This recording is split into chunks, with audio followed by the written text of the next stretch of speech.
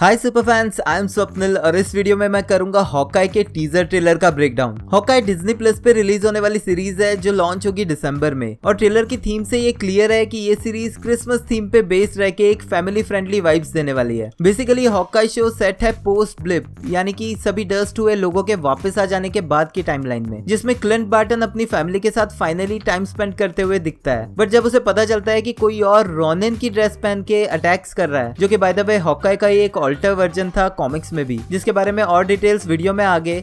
But इस character को हमने लास्ट टाइम देखा था क्लिंट के ही रूप में अवेंजर्स एंड गेम में। तो इसे इम्पोस्टर को रोकने के लिए जाता है क्लिंट बार्टन और यहीं उसे मिलती है एमसीयू की future Hawkeye Kate Bishop. Kate Bishop actual में कॉमिक्स में भी हॉकाई के मरने के बाद उसका भार संभालते हुए दिख चुकी है। हॉकाई की रिप्लेसमेंट और बाकी सभी ओरिजिनल अवेंजर्स की भी फ्यूचर रिप्लेसमेंट को लेकर मैंने ऑलरेडी एक वीडियो बनाया हुआ है, तो ये वीडियो देखने के बाद उस वीडियो को आप कार्ड से चेकआउट कर सकते हो। और टीजर है तो सिर्फ 1 मिनट 52 सेकंड्स का, बट इसमें इतनी सारी डिटेल्स है जो हमें एक तरह से हिंट दे रही है शो के प्लॉट का और बहुत सारे न्यू कैरेक्टर्स का भी। तो चलिए करते हैं ट्रेलर शुरू और फ्रेम बाय फ्रेम करते हैं ट्रेलर का ब्रेकडाउन और ढूंढते हैं सभी hidden details.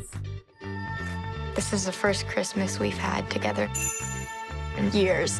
I love you guys. I'm making up for some lost time.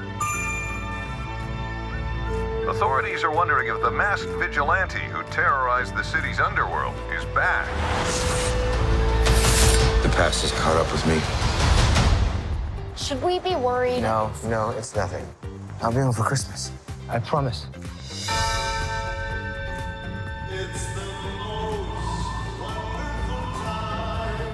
तो ट्रेलर शुरू होता है न्यूयॉर्क सिटी में, जहां हमें देखने मिलता है एम्पायर स्टेट बिल्डिंग, जिसे हमने मार्वल के पिछले प्रोजेक्ट्स में भी देखा है। अब हमें दिखता है फर्स्ट ग्लिम्स हॉकाई यानी कि क्लिंट बार्टन का, जो अपनी फैमिली के साथ होटल में बैठ के डिनर कर रहा है। यहाँ उसके साथ उसके तीनों बच्चे कूपर, लाइला और नथानियल भी दिखते हैं, जिन्हें हमने लास्ट टाइम देखा था टोनी स्टार्क के फ्यूनरल में उसकी वाइफ लॉरा के साथ। बट यहाँ हमें उसकी वाइफ लॉरा नहीं दिखती, तो हो सकता है कि अब जब हॉकाई शायद अवेंजर्स से रिटायर हो चुका है या फिर एक ब्रेक ले रहा है, जहाँ उसके बच्चे उसके साथ क्रिसमस स्पेंड करने के लिए यहाँ आए हैं। लाइला कहती है कि सालों बाद ये फर्स्ट क्रिसमस है जो वो लोग साथ में स्पेंड कर रहे हैं, जिसका रीजन है हॉकाई का कंटिन्यूस अवेंजर्स के साथ मिलके किसी न किसी प्रॉब्लम से लड़ते रहना, जिस वजह से वो अपनी फैमिली के लिए इतने सालों में टाइम निकाल ही नहीं पाया है। सिविल वॉर के एंड में जहाँ वो थंडरबोल्ट रॉस की जेल में था और इन्फिनिटी वॉर्स की इवेंट्स के टाइम हाउस अरेस्ट होकर अपनी फैमिली के साथ टाइम स्पेंड कर रहा था, जो कि उसी के आंखों के सामने थैनोस के स्नैप की वजह से डस्ट हो गए। और उसके बाद के नेक्स्ट 5 साल क्लिंट ने एज अ रोग असैसिन रॉनिन बन के स्पेंड किए, और वो तभी रुका जब नताशा उससे एक उम्मीद की किरण दिखा के ले गई अपने साथ एक आखिरी बार थैनोस से फाइट करने, जिसके एंड में सभी एवेंजर्स मिलके लड़े थैनोस की आर्मी से और टोनी के स्नैप करने से आधी डस्ट हुई दुनिया वापस आ गई, जिनके साथ हॉकाई की फैमिली भी वापस आ गई। तो हॉकाई सीरीज भी उसी टाइमलाइन के आगे की स्टोरी को कैरी फॉरवर्ड करते हुए दिखती है। अब वो लोग एक म्यूजिकल शो देखने आए हैं जिसका नाम है Rogers the musical, a timeless story of a timeless hero, जो कि बेस्ड है स्टीव रॉजर्स की लाइफ पे। यहाँ हमें स्टीव की कॉस्ट्यूम और शील्ड के सिलौटे देखने मिलते हैं और ट्रेलर में आगे हमें उस शो की परफॉर्मेंस भी देखने मिलती है, जो कि एक तरह से कॉलबैक है स्टीव के उस टाइम का जब वो आर्मी को मोटिवेट करने के लिए ऐसे ही डांस और म्यूजिकल शोज करता था। इसी सीन में हमें कैप्टन अमेरिका के अलावा यहाँ स्पाइडरमैन,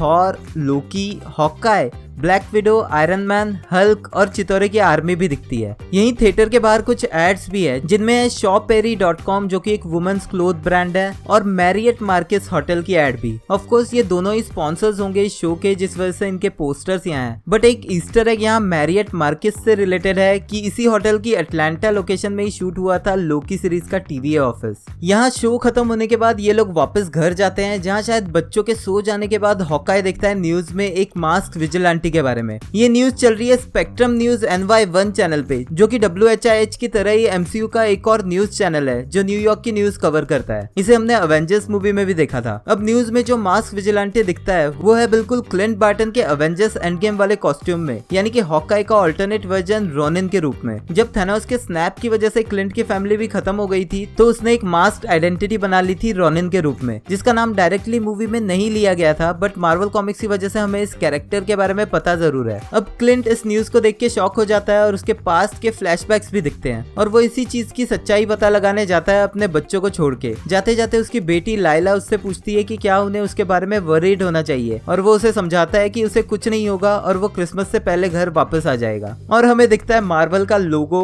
हॉकाई के बुलसाई मार्क को रिफ्लेक्ट करते हुए और बैकग्राउंड में बजता है एडवर्ड पोला और जॉर्ज वाइल का लिखा हुआ it's the most wonderful time of the year song, जो कि इस सीरीज के साथ क्रिसमस थीम को पूरी तरह से जोड़ते हुए दिखाता है। बढ़ते हैं ट्रेलर में आगे। When I wore this suit, I made a whole lot of enemies. You're a Hawkeye! Who the hell are you? Some people have actually called me the world's greatest archer. Are you one of those people? It's the most.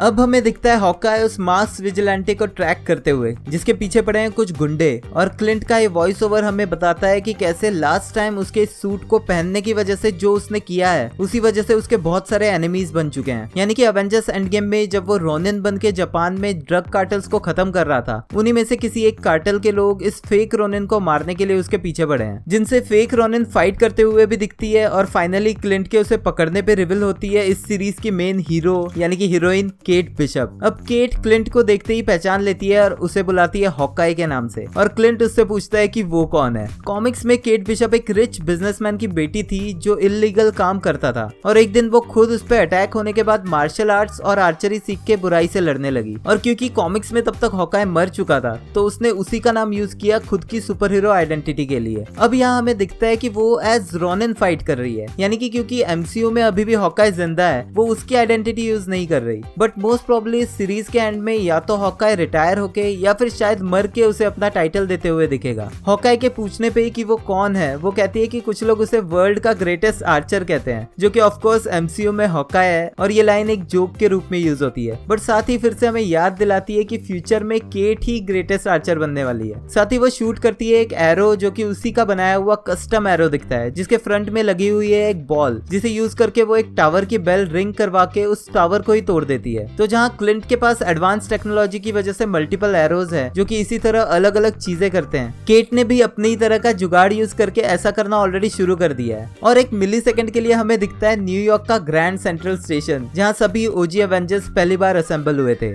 बढ़ते हैं trailer में आगे। Hey, babe, I should be back in a day or two. Hang on a second. With the kids jingle belling and everyone telling Things have gotten more complicated. it's the most wonderful time of the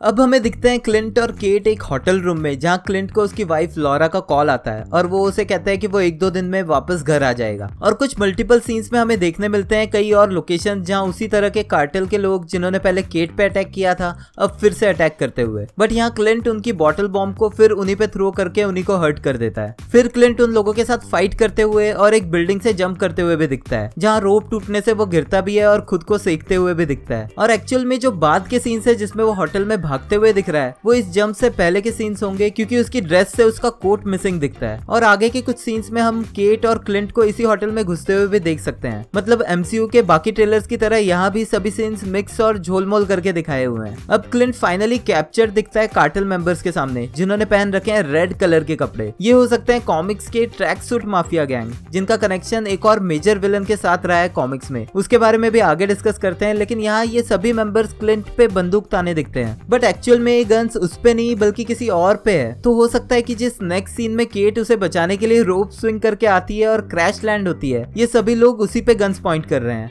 बढ़ते हैं trailer में आगे।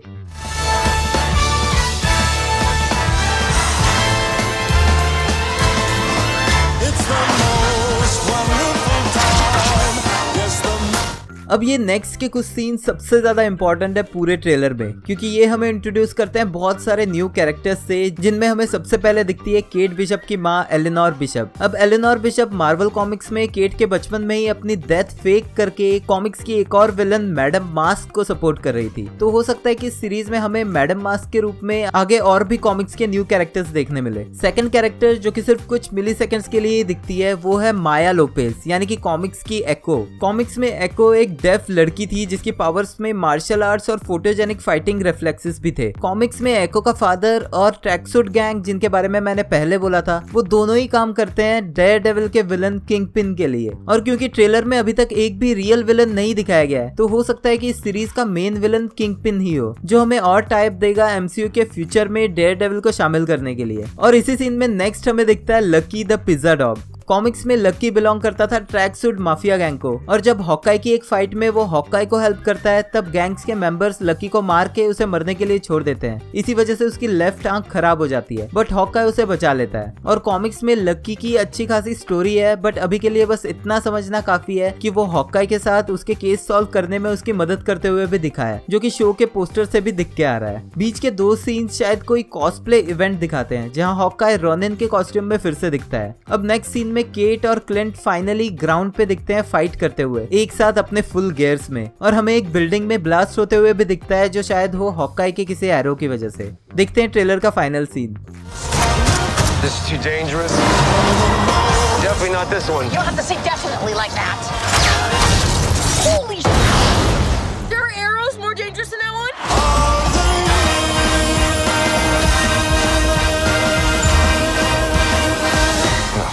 Just some Christmas. अब last के scenes में हमें देखने मिलते हैं क्लिंट और केट एक कार चेज में, और उनका पीछा कर रहे हैं कुछ गैंगस्टर्स। हॉकाई ड्राइव करते हुए केट को अपने एरोज यूज करने के लिए गाइड करता है, और उसे एक लेस पावरफुल एरो देता है, जिसे शूट करके एक ब्लास्ट होता है और केट सरप्राइज हो जाती है। और इसके नेक्स्ट सीन में हमें वो दोनों ही दिखते हैं कहीं से जंप करके पानी में गिरते हुए। ये जंप बिल्कुल उस सीन को रिफ्लेक्ट करती है जब हॉकाई अवेंजर्स मूवी में सिमिलरली जंप करते दिखा था। और इसके इमीडिएट बाद हमें दिखता है हॉकाई का लोगो, और क्लिंट बार्टन क्रिसमस को कोसते हुए भागता है दूसरी तरफ। तो गाइज ये तो सिर्फ टीजर ट्रेलर था, जहां शो का मेजर विलन जो कि हो सकता है किंगपिन को दिखाया ही नहीं गया है, और साथ ही एक और कॉमिक्स का विलन क्लाउन भी हिडन है। शो की स्टारकास्ट से हमें ये तो पता है कि क्लाउन भी इस सीरीज में हमें जरूर देखने मिलेगा। साथ ही एक बहुत इंपॉर्टेंट कैरेक्टर यानी कि Yelena Belova as Black Widow इस सीरीज से हमें फिर से देखने मिलेगी। मे बी नेक्स्ट ट्रेलर में हमें उनके बारे में और डिटेल्स पता चले। तो ये था हॉकाई टीजर ट्रेलर का ब्रेकडाउन। अगर आप लोगों को ये पसंद आया है तो कमेंट्स में लिख के मुझे जरूर बताना, और साथ ही वीडियो भी लाइक कर देना क्योंकि वो एकदम फ्री है। Thank you for watching this video. मिलते हैं नेक्स्ट वीडियो में।